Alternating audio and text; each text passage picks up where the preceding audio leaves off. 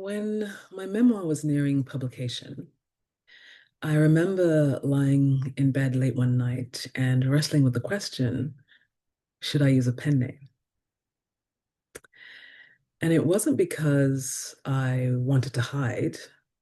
It was because I thought I needed to protect the people who appeared in the book. I was thinking about one family member in particular who appears prominently in my memoir, Never Make a Sound. And I found myself asking myself how this story being out in the world would affect him. I was wondering what impact would it have on his personal life? What impact might it have on his reputation professionally? So I wasn't so much afraid of telling the truth, I was afraid of what impact it might have. At the time, I was fortunate enough to be working with a longtime therapist who I was working with while I was writing my book. And I brought these questions into her one day, and what she told me really stayed with me. She said, I think I know what you're feeling. There is an act of exposing that comes with telling your story.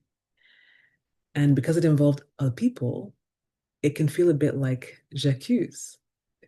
J'accuse, which was referring to, of course, is the famous open letter that was written by the 19th century French writer Émile Zola.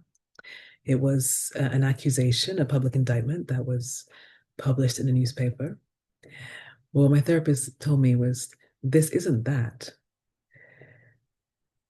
What she reminded me was that in telling my story, I was simply describing the internal experience of a child whose external world was being shaped by other people's decisions.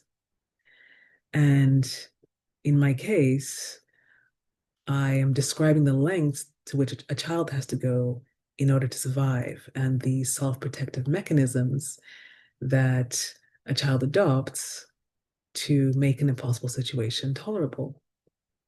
And this is an embodied thing. And what she reminded me was this is a record of how you experience the world. And that in itself is a subjective thing. And she helped me see that the story wasn't an accusation. And no matter what I was describing, the truth is that it involves other people, and this is simply who they were to me at that time. And the one thing that she said that clarified everything for me was no one can tell your history except for you. So my story is ultimately a story of survival, but no matter what the story is, the act of authorship does not require permission. And that's a distinction that really helped steady me throughout the process of publication. And it allowed me to hold my ground in the face of the reactions and the questions and some of the other things that came after the book was published. And it's one of the reasons why I chose not to use a pen name. It was a very considered and clear decision. So I share this because I hear the same fear repeated over and over again from people who are contemplating telling their own stories. The question of what about the people in my life? How will it affect them? What will this say about me?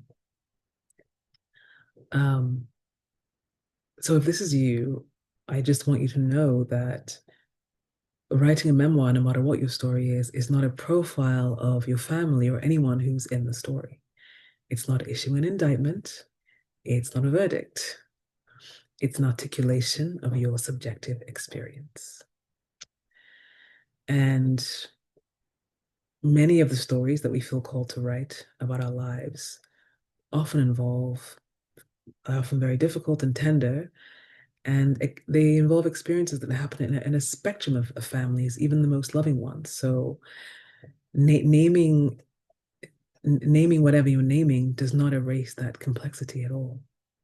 In fact, it simply names the complexity that exists in the spectrum of relationships that we have.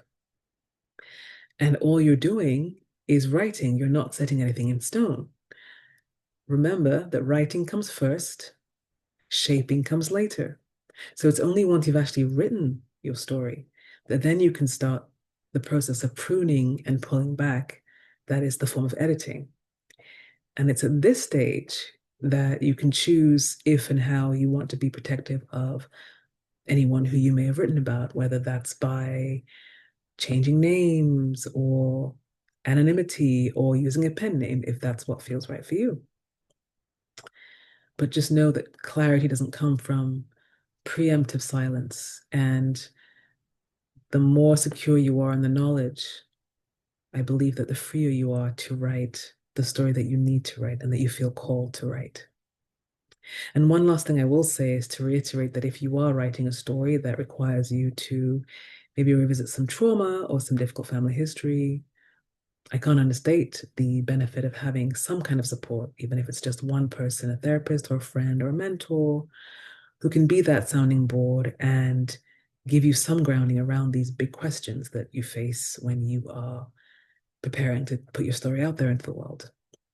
Because again, the safer you feel, the more freely you will write. And remember that as you step into authorship, fear, the fear can still be there, but fear can be information and orientation. It doesn't have to be something that rules you. So, what ultimately steadied me and grounded me in my process was what I need to be true about my experience, my intention, and my right to write my story. And that grounding is what allowed me to proceed and also to hold steady um, in the aftermath of putting my story out into the world.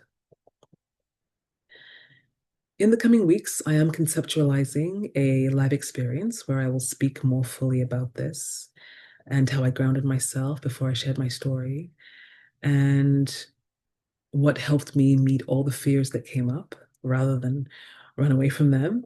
And I'll be sharing from my own lived experience as a way of offering context and language and orientation for anyone else who is facing these same concerns.